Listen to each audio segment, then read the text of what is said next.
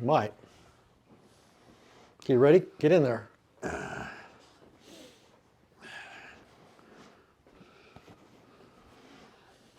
I've been waiting for you for a whole damn hour. Oh, hurry up, hurry up, hurry up.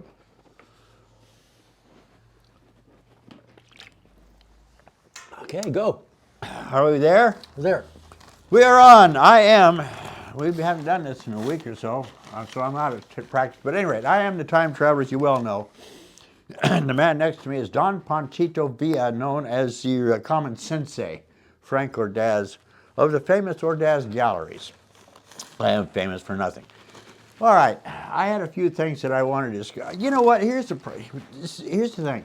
This man is intolerant, impatient, has no patience with anything, whereas I am an overbearing. You forgot bigoted. Bigoted? No, you're not bigoted. Anyway, and I am an overbearing, loudmouth bore.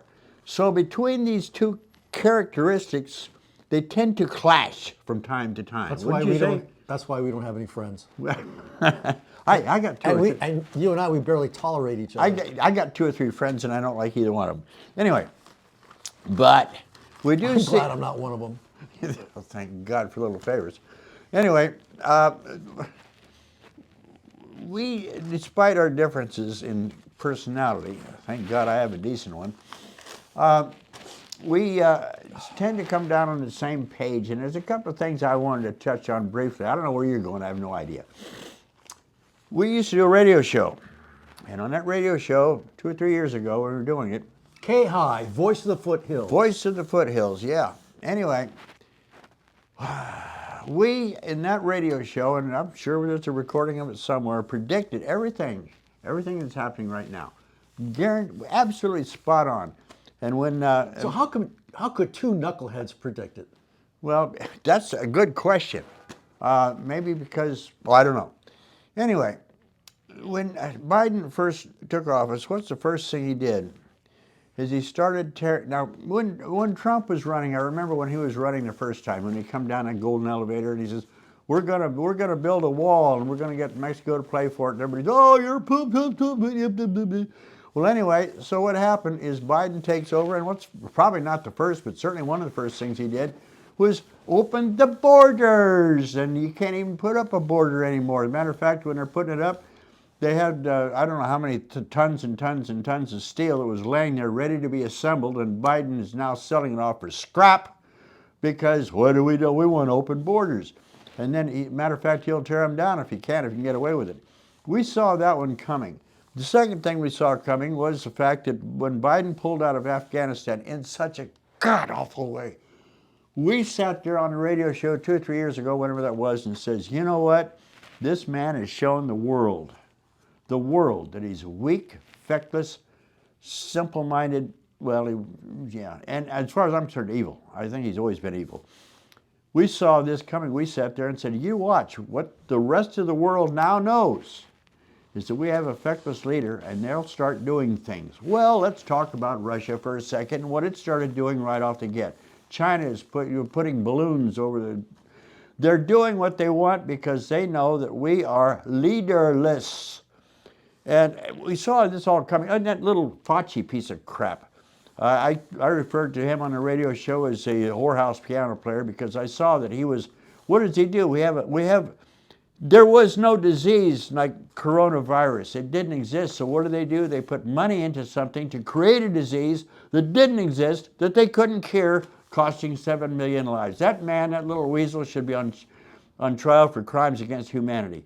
We saw all this. Matter of fact, the day that I've got good reflexes, huh? Look at that, my knee ran up. Look at that. Anyway, he started talking. The minute he opened his mouth, that was the first day that he'd opened his mouth. We happened to do a radio show that day, and that's when I started calling him.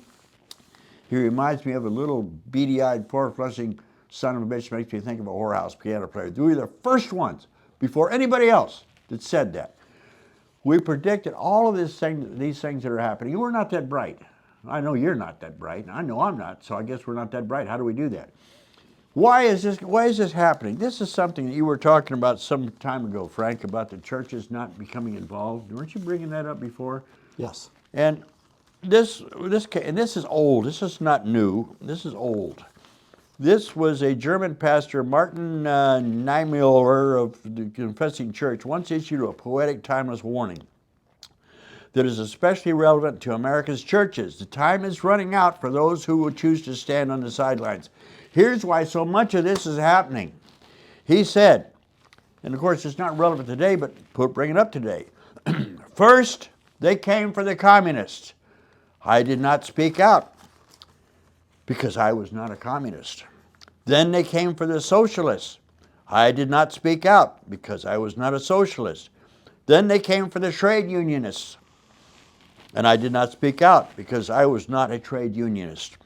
Then they came for the Jews, and I did not speak out because I knew I was not a Jew. Then they came for me, and there was no one left to speak out for me. What we're doing, we're letting all this stuff happening. We're not, okay, it's not affecting me. I heard that the other day. Well, this isn't affecting. Yeah, it is. Yes, it is. So anyway, people need to start getting up, and I don't mean to go out and pick up a club and a torch. That's not what I'm talking about. That was tried in, September 6th, and it didn't work out that well. But nonetheless. It worked on Frankenstein. Yeah, it worked on Frankenstein. But we need to start getting involved, and I'm talking how many different ways. We're lazy. We are absolutely, I'm not in this century. I don't deal with texts and emails and all that other stuff. I don't even know what it is. Twitter, tweet, whatever the hell they call that. I don't do any of that. When I deal with somebody, if I've got a complaint against a legislator, a school board, or whatever it is, I write a letter. Here's the difference. When you tweet or do all your little easy stuff, put your little keys and complain to somebody, they don't care. Do you think they really give a rat's ass about what you think? You send your little tweet because you're too damn lazy to take the time to sit down, get a piece of paper, and with a pen, remember those? Yeah, they work pretty good. And write a letter. I've always got a response from, and sometimes it even is positive. I get a response when I write a letter. But can you imagine what would happen if you that are not happy with what's going on in the world today, all of you, not just one or three or four or six, everybody sat down and wrote a handwritten letter. Take the time, address it, put a stamp on it, and ship it off. If everybody did that, you would flood.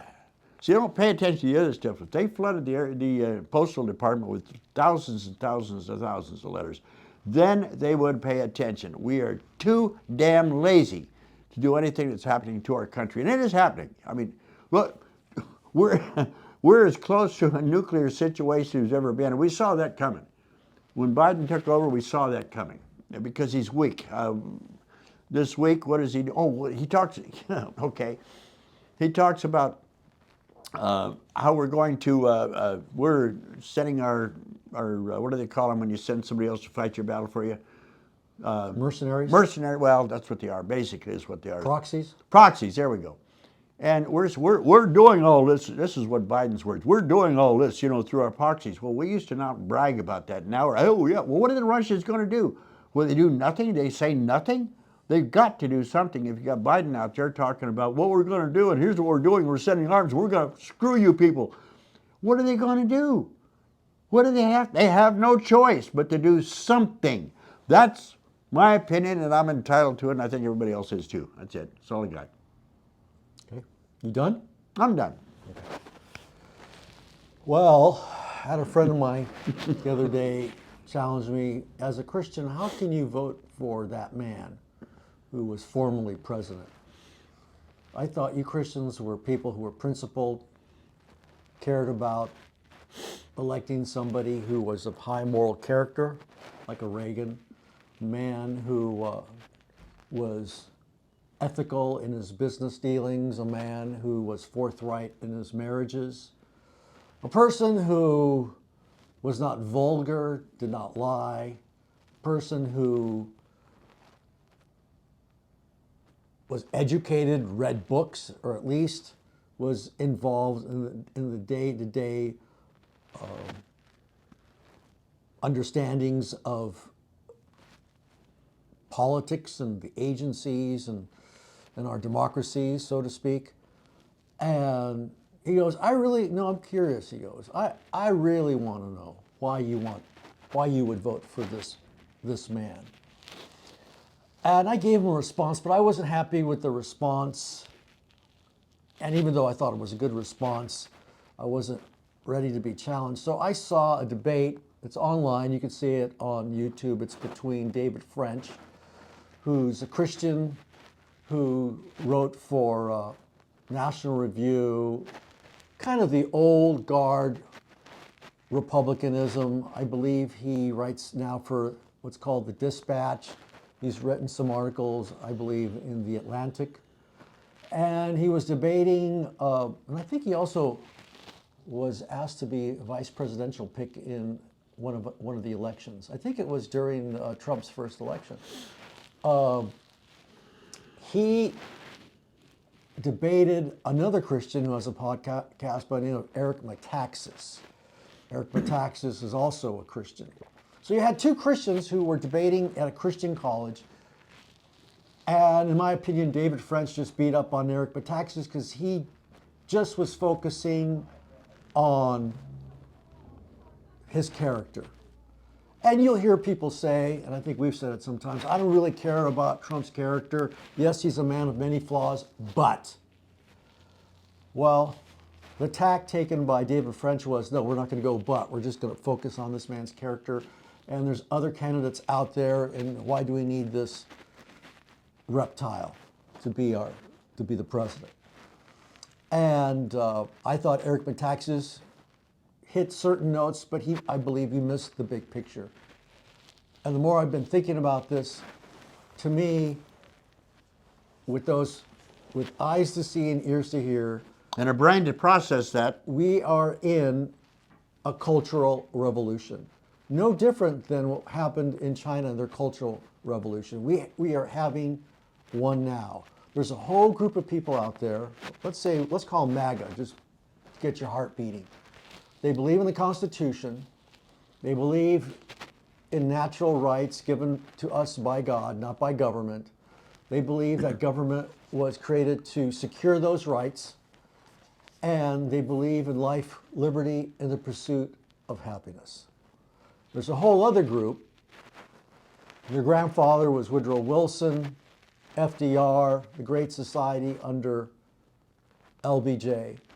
They believe that the Constitution is a living document. They believe that man progresses. Calvin Coolidge said there's nothing to progress from the Declaration of Independence. He goes that free speech, goes, you can speak whatever you want, that's the end of it. Your natural rights, goes, that's the end of it. You don't progress from there. If anything, you go backwards. So we're having now a cultural revolution.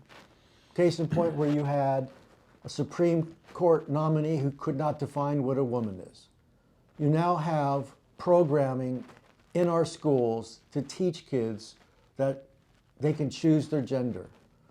You now have history that's being taught from the likes of Howard Zinn, and these are not people who love the country, although they may love the country, and I'll grant them that. But they look at all the ills, all the sufferings caused by the importation of slavery, which was at Jamestown, and they think that the whole country was just... Sorry about that. Yes. Boy, he gets cranky. Look how cranky he's getting. Turn it off. Well, I got my finger over it. Boy, you have some news. Turn it off. Okay. Happy? Anyway, Very cranky. there you go. I lost it. I don't want to do it anymore. No. No, I'm sorry. You're talking about Jamestown. No, it bugs the shit out of me. I don't want to do it. Okay, that's it. You done? I'm done. Well, that's what we're talking about. That's what we're talking about.